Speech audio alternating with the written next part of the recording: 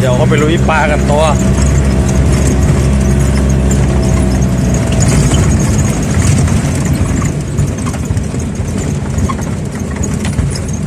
ไปเลยเนาะไปลุยปลากันโอ้นจูนึงไปพุ่นแล้วไงง่องอยู่พุ่นโอ้โปรโมทรถขนาด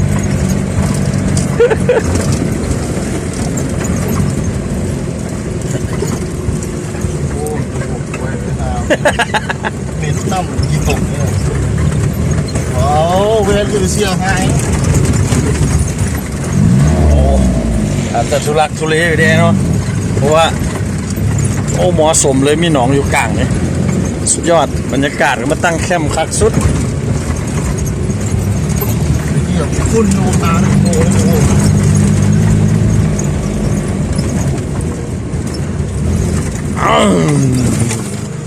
โอ้สุดยอดโอ้ยถ่ายโอ้แม่จากภาพเลย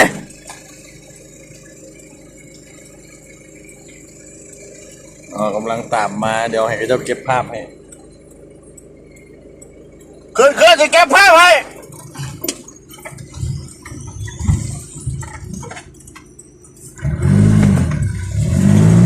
เป็นตัว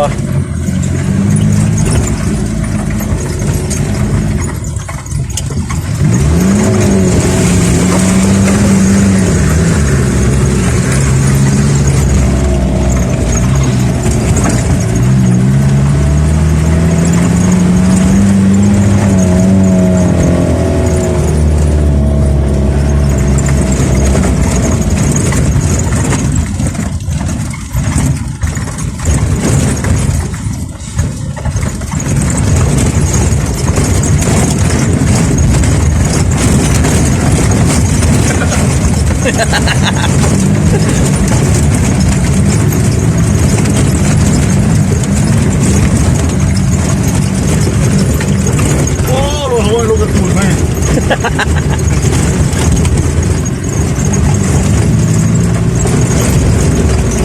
ลุยปลากันมาเนี่ยนะ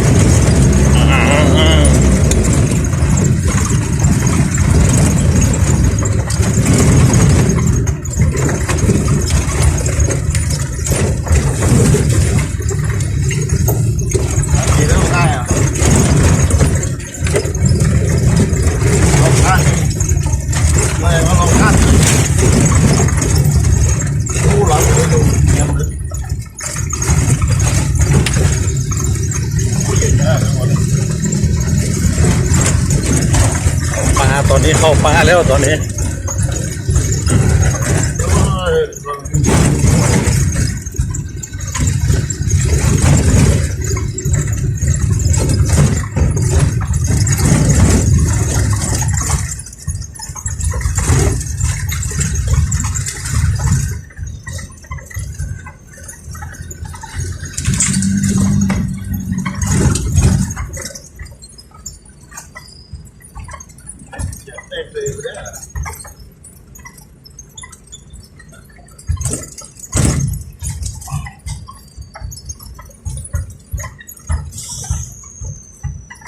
มีห้วยได้เหมือนมีห้วยมี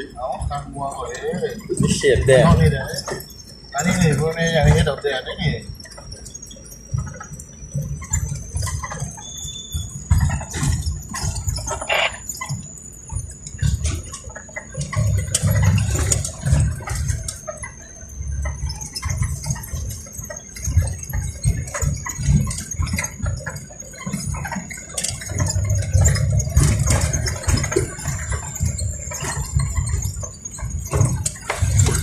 ทุลักทุเลพอสมควร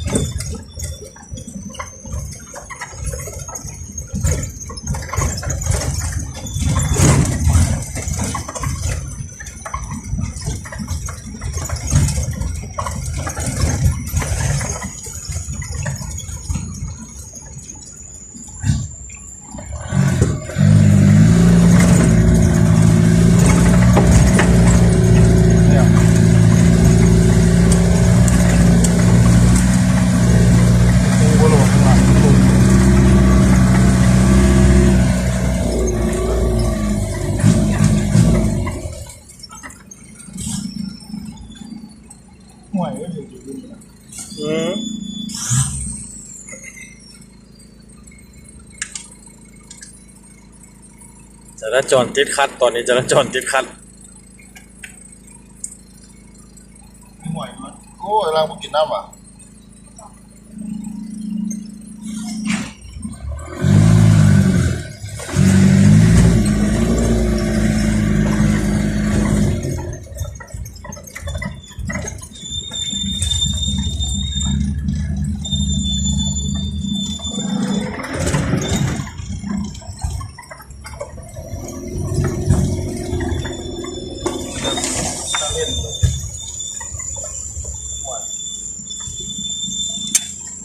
ต้องรีไซโฟวินป่ะ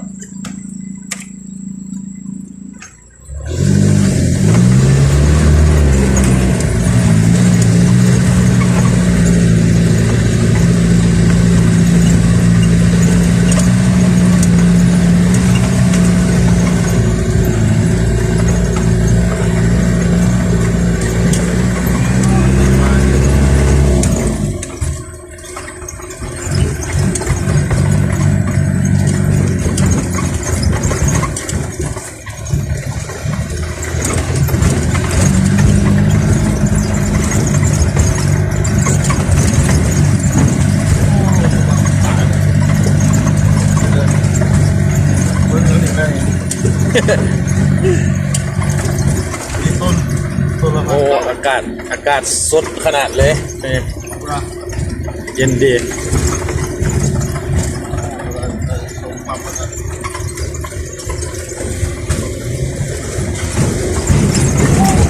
ไปแล้วเร่งขนาดพอนั้น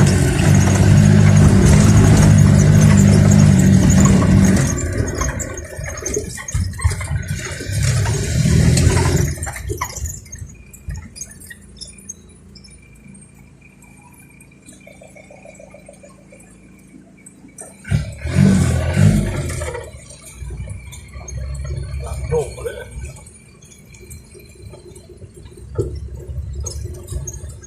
ใส่สโลว์บนอ่ะแก่ๆเลยโลก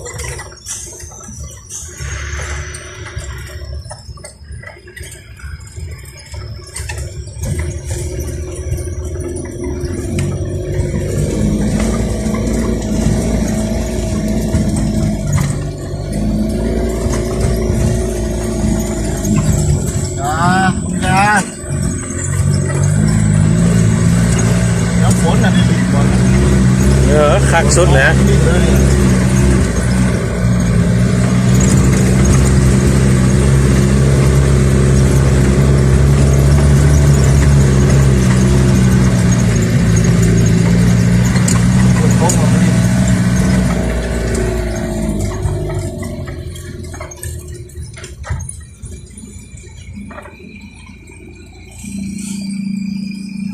เขามาได้เป็น10 กว่าคันเนาะรถทีมงานอบรมนครหลวงเขา วางจังเนาะวางจัง แล้วมันสิจังหรือมันสิแนวใดแล้วนั่นหากันมาขี่รอบป่าเนาะบรรยากาศสุดยอดเลยบรรยากาศตอนนี้อากาศก็เย็นขนาดเลยอยู่ข้างในนี่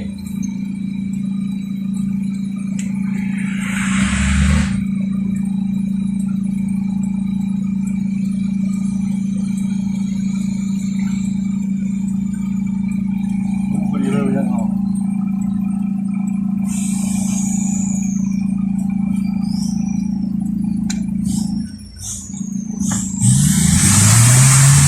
เฮ็ด เกสกูดูดีดักคนเป็นคน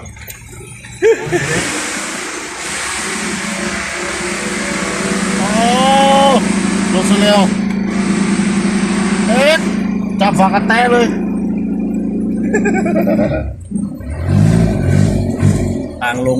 เนาะทางลงโอ้สุดยอดเลยโอ้ยามฝนมาสุดยอดเลยนี่เนาะไม่ต้องปรุงกับปลากระไรอย่างนี้นะค่าปลาค่าเปื่อยนี่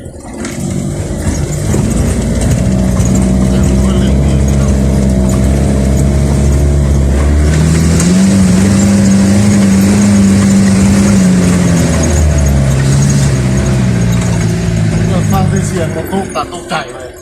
แต่คือมันสั่นจริงๆว่า เจ๋งกว่านี้ผมมีอีกแล้วเนาะ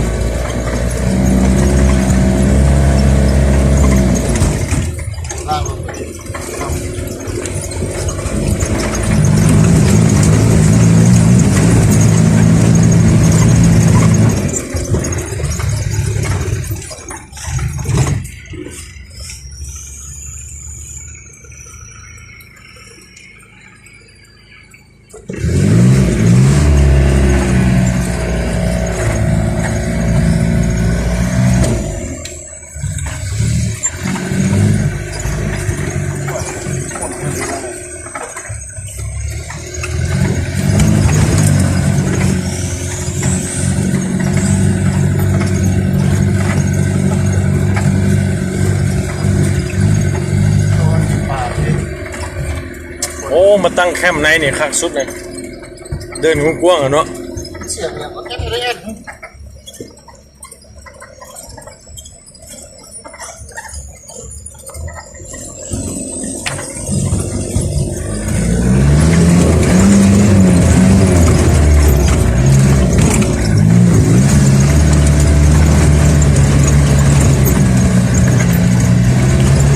ยาลูกค้าเลยเล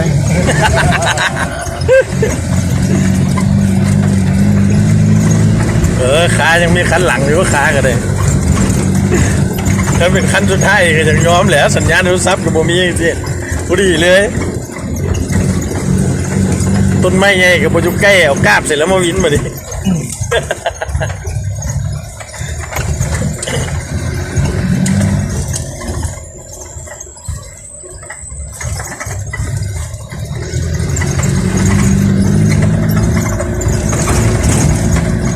เริ่มจะออกไปหาบนเทียงเลยเนาะ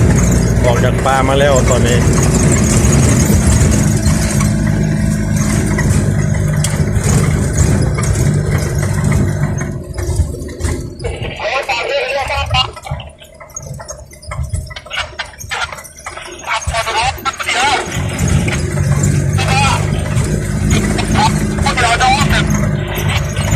บอลมีเด้อบอลมีเด้อ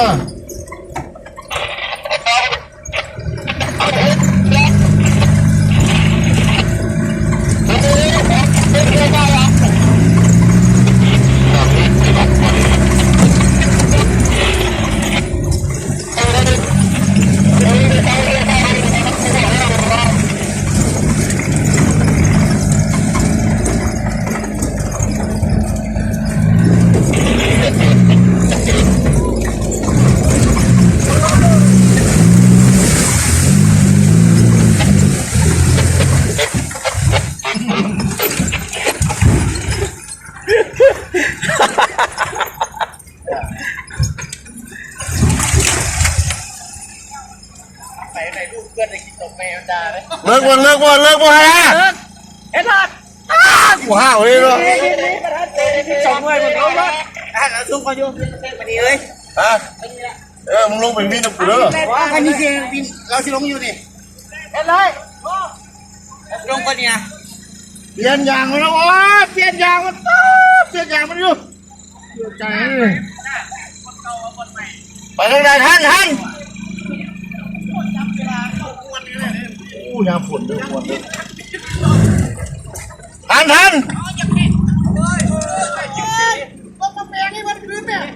ทางไหนซื้อไปทางไหนเลิกบอ เลิกนี่ ไป นี่ซื้อไปเลยวะ เราเอาทางนี้ก็ได้หรือจะเอาทางนี้ก็ได้แต่เอาซื้อเลยได้ ไปหาโดนวะ โน่นนั้นแล้วก็เลี้ยวเลยจบ เอาลงน้ำแล้วบัดนี้ลุยเลยบ้านนี่ โอ้ยโอ้ยเป็นแข่งกลางเลย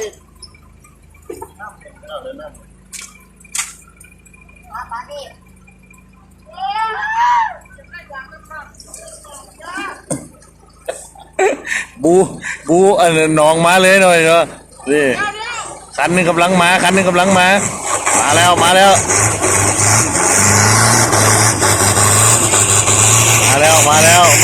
นี่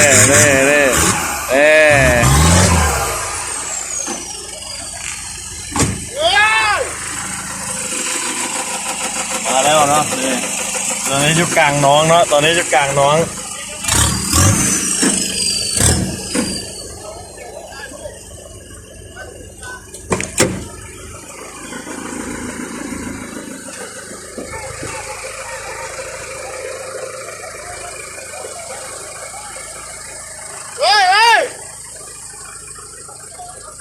มาแม่มาแล้ว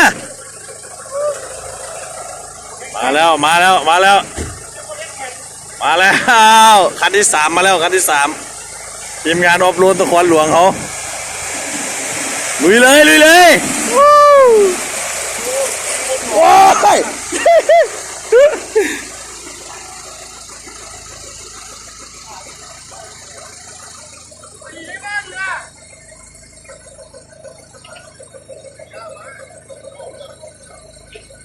มาแม่มาแม่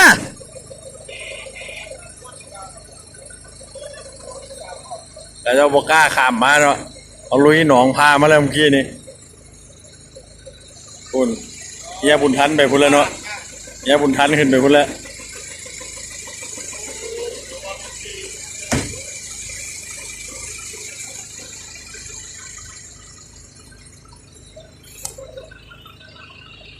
พวกนั้นยังอยู่ฟังโนบุก้าข้ามมาเนาะ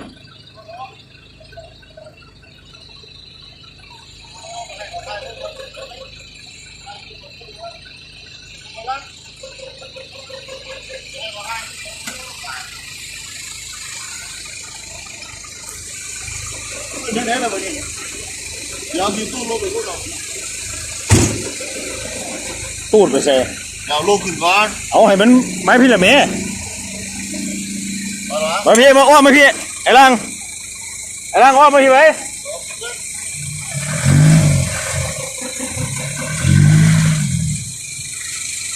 มาพี่อ้อมมาไว้นี่มานี่เฮ็ดอีกแล้วโหน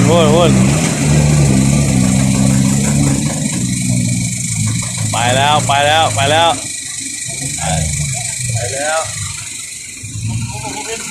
เห็นทางงูกูแม่จะไปวนไปกลับมานี่ขึ้นนวัดมาไปเดี๋ยวเวลาเนี่ยรถส่ง มาแล้วลุยต่อ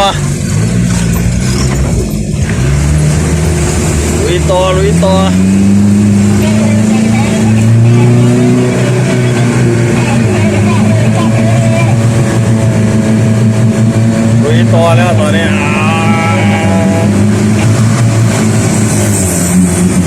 โบนการนั้นไปพุ่นแล้วกำลังปืนติดลมหน่อยนึงยังไปได้อยู่นี่แหละ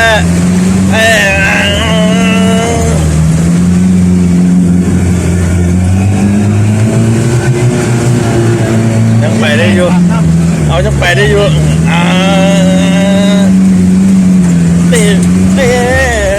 ไปลงมาลินนะ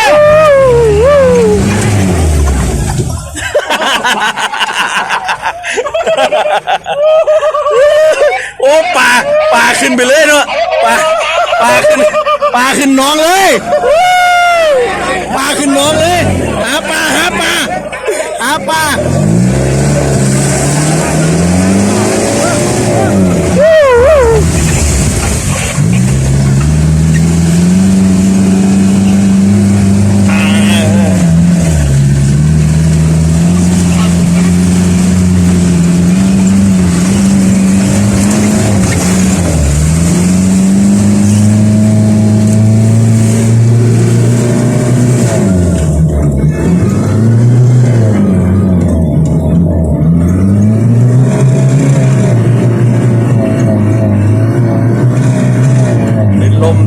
ติดลมหน่อยนึง โอ้กระเป๋าขึ้นลูกแม่เพิ่มดึงไหม เอาคอมขึ้นไหมลังกระเป๋าคอมโอเคมาถอยกลับตอนนี้ติดลมไปต่อต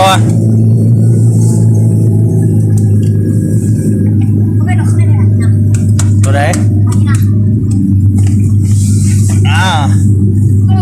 อุ้ย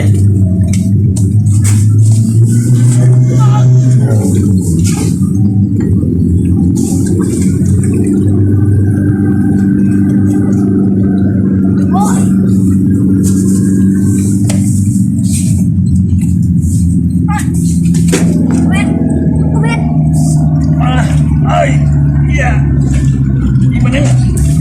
อุ้ยมา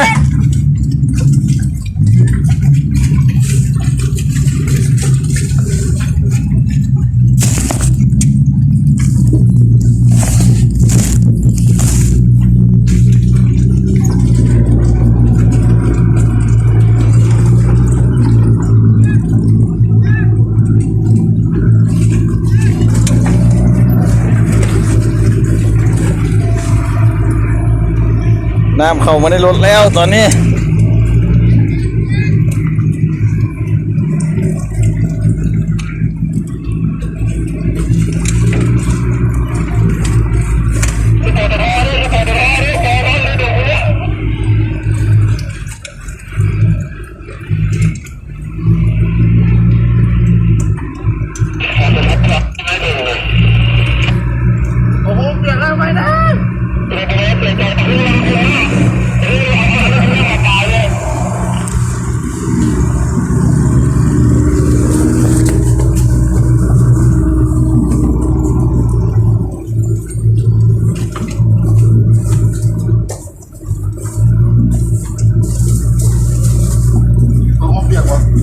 งเนี่ย เราไปเร็ว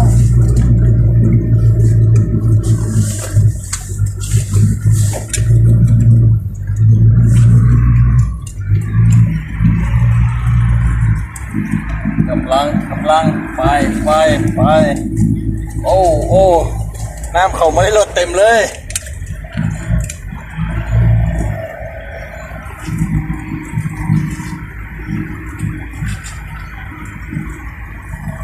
กำลังบืนไปเนาะกำลังบืนไป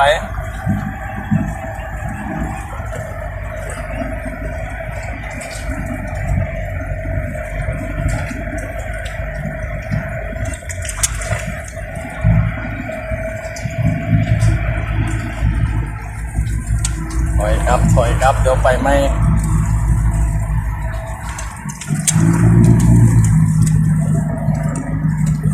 อันนี้แหละของห้องออฟโรดของแท้นี่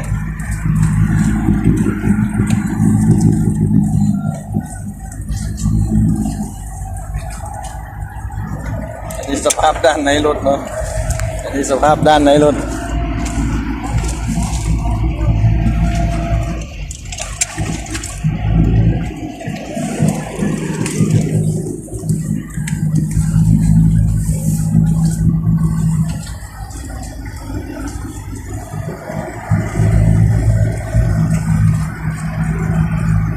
ไปอยู่เนาะ ไปเลย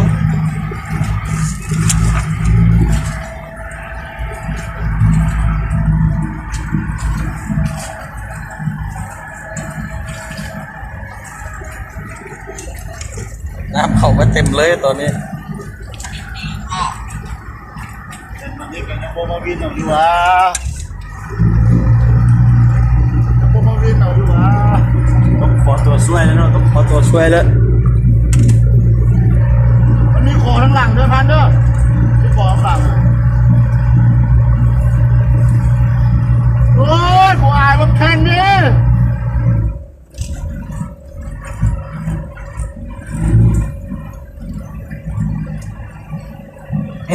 ล้างไปกันเลยล้าง เฮ้ย อยู่ที่ไหน ออกเสร็จแล้ว ก็ร้านคอข้างหลังอ่ะ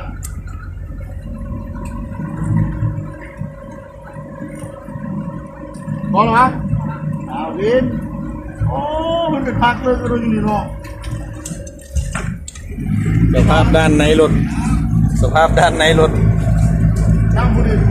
คนเตรียมหมอครับ เอาแมวหน่อยนึงดิเรียบร้อยเนาะ โอ้ มันเลิกเดทบอลนี่นะ ตอนนี้บินกลับตอนนี้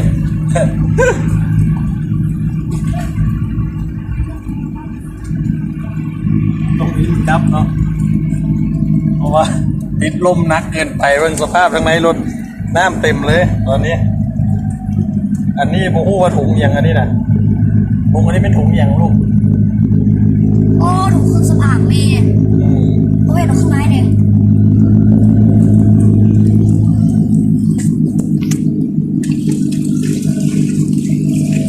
จะบินไหม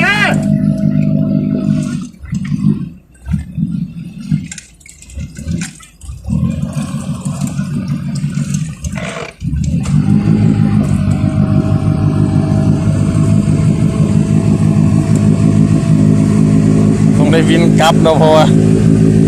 ติดหนักโบไหวกองเบียร์ฟูงลงแรงเต็มเลย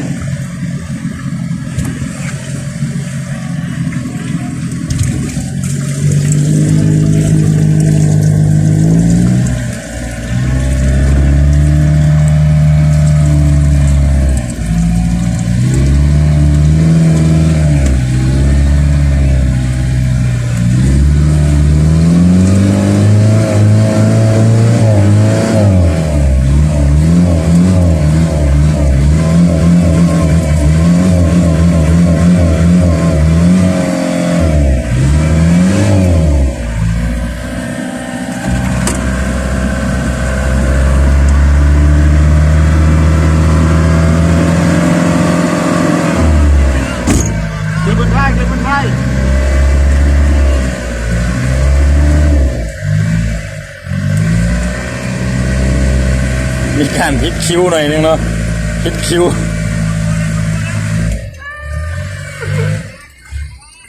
คือมันจะมาหาป่าให้ไว้ก็ได้ครับ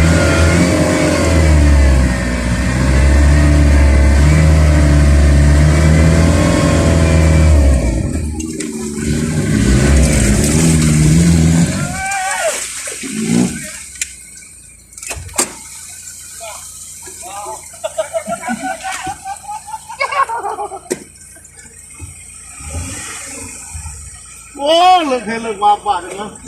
อย่างมันก็ได้นะลงไหมใส่ลงนะ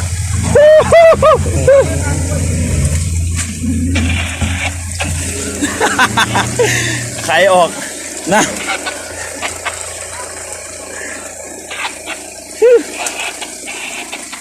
เปิดเปิดเปิด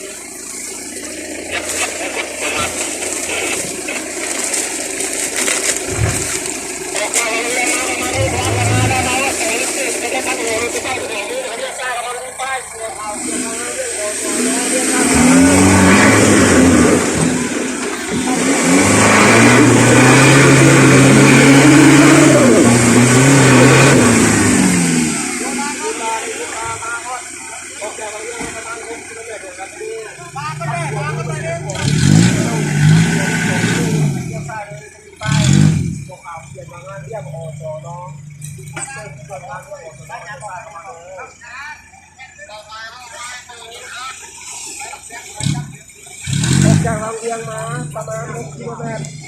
แล้วสังเกตที่กำแพงมันจะมีสูตรตัดหัวเวลาที่หัวรถจะเดินเยอะละแล้วก็เลี้ยวซ้ายมันจะมีทางเลี้ยวซ้าย โอเคเอาไว้เท่านี้ก็แล้วกันเนาะเดี๋ยวถ่ายอีกตัวหนึงเนาะเพราะว่ากล้องมันอย่างมัวแดง